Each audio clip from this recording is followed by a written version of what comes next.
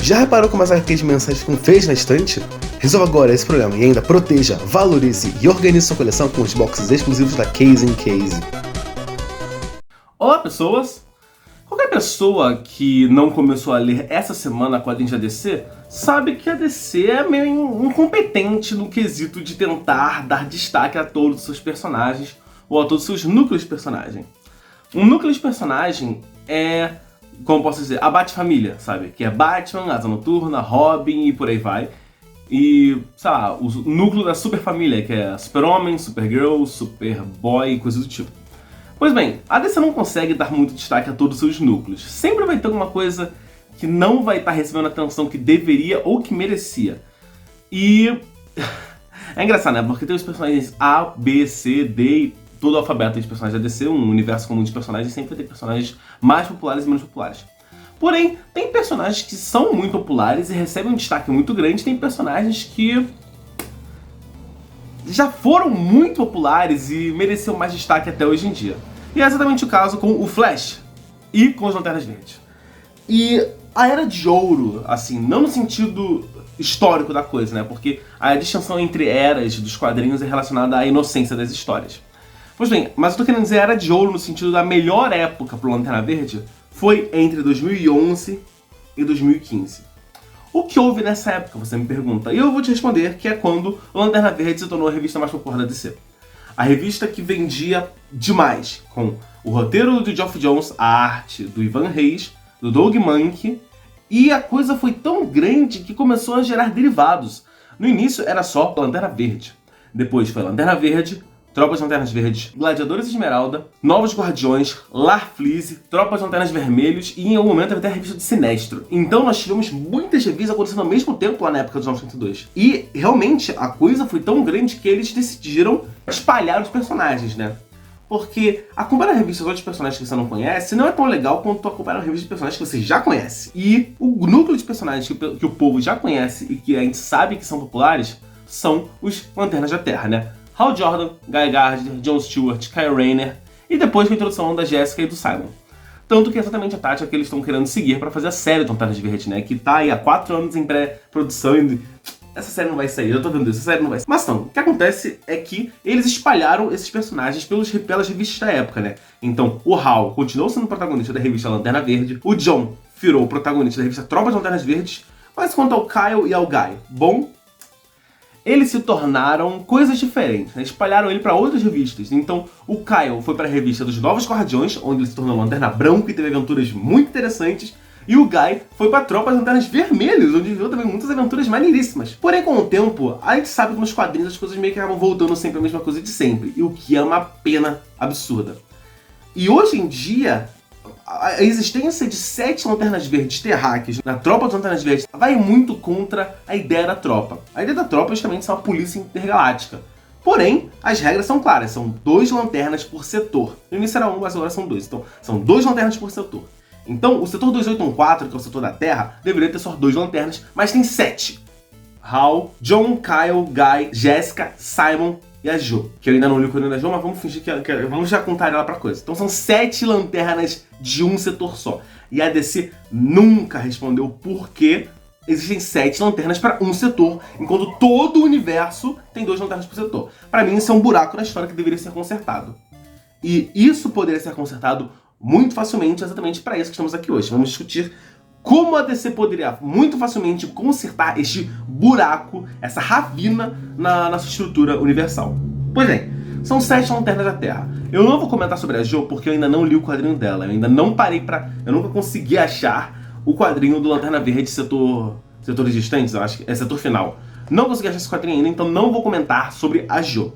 Vou comentar sobre o John, o Kyle, o Hal, o Guy, o Simon e a Jessica, que são os lanternas mais famosos e populares, né? É impressionante que o Simon nunca alcançou a popularidade que a Jessica alcançou muito rapidamente. Eu acho isso mais maravilhoso porque eu detesto o Simon. Agora, o Hal, ele é um cenário complicado, porque ele, na visão dos fãs, já alcançou o posto de maior Lanterna Verde da história, né? E é interessante porque realmente a construção do personagem é muito boa, no sentido de que foi o primeiro Lanterna Verde terráqueo, o universo inteiro não achava terráqueos um povo merecedor de participar da tropa, ainda mais ele portando o anel que foi do Abin Sur, que foi sim considerado a maior lanterna de todos os tempos. até o Hal chegar. Então é por isso que eu não gosto de ter todos os tempos, né? O Abin-Sur foi o maior Lanterna Verde da história até a chegada do Hal. E aí, realmente, o Hal fez um monte de coisa. Porém, um dos pontos que o pessoal mais gosta de lembrar da história dele é quando ele foi possuído pelo Parallax e destruiu a tropa. Mas o pessoal esquece justamente o que aconteceu depois disso. Depois disso, a tropa foi... A tocha da tropa foi carregada pelo Kyle por um tempão, até que o Hal teve um pequeno lapso de consciência e se sacrificou para reacender o sol que estava prestes a se apagar e fuder com toda a Via Láctea. Pois bem, depois de um tempo ele foi e voltou justamente no quadrinho chamado Lanterna Verde de Renascimento. Até aquele momento não tinha muito o que fazer, né? Todos os personagens terráqueos meio que tinham que ser da tropa das Lanternas Verdes porque era o que existia, né? Porém, logo depois disso aqui veio a fase de Geoff e tínhamos sim diversas outras tropas. Então você está querendo dizer que você quer que o Hal vá para outra tropa? Na verdade não. Na verdade, o Hal, ele já chegou num patamar de lenda, no sentido que nem o Batman, o Superman, a Mulher Maravilha. Eu acho que o Flash está um pouquinho ainda longe dessa parada, porque ele não teve essa fase de virar vilão e fazer merda. Mas o Hal, ele já alcançou o status de lenda, de realmente superar de feitos absurdos e épicos e grandiosos. Então, sinceramente, eu não veria problema nenhum se o Hal morresse e ficasse morto. E realmente ele se tornasse um mártir, uma lenda, um holofote para todos se inspirarem e refletirem sua luz. E se você parar pra pensar, realmente tudo que o Hal fizer depois do seu renascimento vai ficar aquém do que ele fez lá atrás. Porque tudo que ele fez anteriormente foi grandioso, provar o valor dos humanos, reconstituir a tropa, peitar os guardiões mais uma vez e vencer todas elas. Mostrar que ser um Lanterna Verde é uma coisa grandiosa. Ser dominado, morto, sepultado e voltar no terceiro dia, sabe, se sacrificar pelo bem do universo. Então ele tem uma figura muito boa para se trabalhar em cima, no quesito de que você pode fazer uma história justamente de alguém falando que o Hal não era nada disso, que ele era um vilão, um Hitler espacial, e o pessoal tentar limpar a barra dele, mostrando que na verdade, no final ele conseguiu se redimir, sacrificando a sua própria existência e os seus pecados. Então, para mim, o Hal Jordan deveria ser uma lenda, só. Ele está morto, sendo uma lenda reverenciada e lembrado como o grande lanterna que superou o maior de todos, Abin-Sur e o Sinestro. Agora, depois do Hal veio o John. O John, ele é interessante porque, apesar dele já ter participado por um breve momento da tropa da tribo Índigo, porque se você leu a fase do Robert Venditti, você viu que o John é um ótimo líder. E que quando tudo foi pro cacete na tropa, quem estava lá para guiar os lanternas e manter a tropa sob controle no planeta Mogo foi o John. O John é um grande líder, mais até do que a Lanterna Verde. Eu acho que ele é um líder muito bom por conta dessa fase. Porque uma lanterna, ele não é criativo que nem o Kyle, ou destrutivo que nem o Guy. Ele é só uma lanterna comum que tem construtos mais resistentes porque ele é arquiteto. Sinceramente, eu acho isso muito aquém dos outros, sabe? O Hal é o que nunca desiste, tá ligado? É aquele que é criativo, que consegue imaginar o que você não pensava e dar uma saída super diferente das coisas. O Kyle é aquele que faz uns construtos que você nunca imaginou, aquele que mantém esperança no alto, aquele que mantém o humor do grupo. E o Guy é o que bota pra quebrar, tá ligado? É aquele que, por ele nem fazia robô gigante, mão enorme. Não, ele fazia só um soco inglês, um taco, um cano enferrujado pra dar porrada nos outros com a mão. Né? À toa que ele já lutou pelado, tá ligado? Já fugiu da base do Sinestro pelado. Pois bem, então o John é o que mais se mantém como Lanterna Verde na minha visão. Pra mim, o John tinha que continuar como Lanterna Verde e ser um conselheiro supremo, tá ligado? Assim, realmente uma figura de autoridade na tropa. E se manter como um dos grandes líderes da tropa de Lanternas Verdes. E ser um exemplo também, só que diferente do Hal, porque o Hal é um exemplo que morreu. O John é aquele exemplo, aquele pessoal procura pra falar, cara, a gente tá aqui no fogo cruzado, estamos ferrados, o que a gente faz? E o John vira e fala, vamos fazer isso. Então, sinceramente, eu acho que o John deveria se manter na tropa e ser uma figura de autoridade, de respeito e de inspiração pros outros. O Guy. Eu adoro o Guy. Na verdade, eu adoro detestar o Guy. É uma relação muito interessante, porque o Guy é aquele babaca que ninguém da Liga da Justiça gosta, mas todo mundo sabe que quando a coisa dá merda, quando a coisa fica feia, chama o Guy que ele resolve. Então eu acho interessantíssimo esse sentido de que o Guy é um personagem que todo mundo detesta no universo, mas na verdade é um personagem muito, muito, muito bom. E quando trabalham ele bem, seja com os traumas do pai, da família dele, com a questão dele ser professor, ou ele não ter fracassado na polícia, tipo, quando aborda esses temas, você vê que o Guy é um personagem muito, muito bom. E o momento que, apesar de não ter abordado esses temas muito, muito bem, foi o momento em que ele se superou e mostrou realmente a sua visão, foram dois. O momento em que ele achou que o Kyle tinha morrido e tomou um anel vermelho e começou a atacar o puteiro contra as tropas. Isso foi sensacional, foi maravilhoso, porque realmente o Guy usando suas emoções e quando ele foi líder da Tropa Vermelha. Então assim, quando o Guy se permite ser dominado por essas emoções, eu acho que ele brilha muito mais quando ele é Lanterna Verde. Claro, quando ele ficou pelado, que era uma parte do pessoal, foi muito maneiro. Quando ele foi um Darkstar também foi bem maneiro. O Guy tem vários momentos maneiros. Porém, eu acho que eu queria ver mais dele na Tropa Vermelha. Não só porque eu gosto do visual dele com a barba, com o protetor facial e coisas do tipo. Mas porque eu acho que ele poderia usar justamente a sua energia, essa sua motivação absurda, para tornar a Tropa Vermelha uma coisa melhor. Porque a gente começou a ver isso na revista. De fato, ele começou um processo de reestruturação da Tropa Vermelha. Porém, não terminou.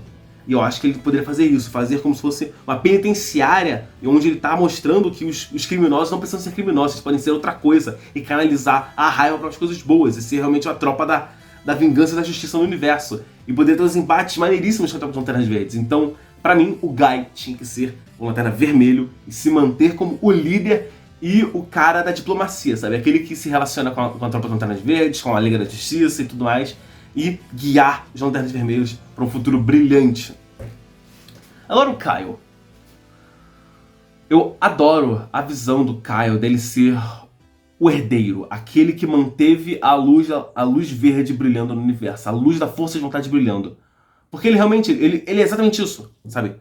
E ele fez esse trabalho muito, muito bem. Toda a fase dele como Ion, a fase dele enquanto estava sozinho no universo, foi maravilhosa.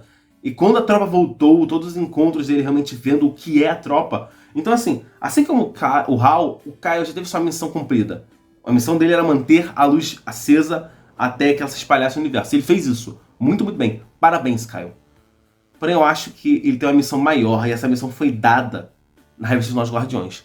Quando ele se encontrou com as tropas para aprender melhor e ver que ele podia usar todos os anéis sem morrer instantaneamente, eu acho que ali ele teve um sinal da missão dele.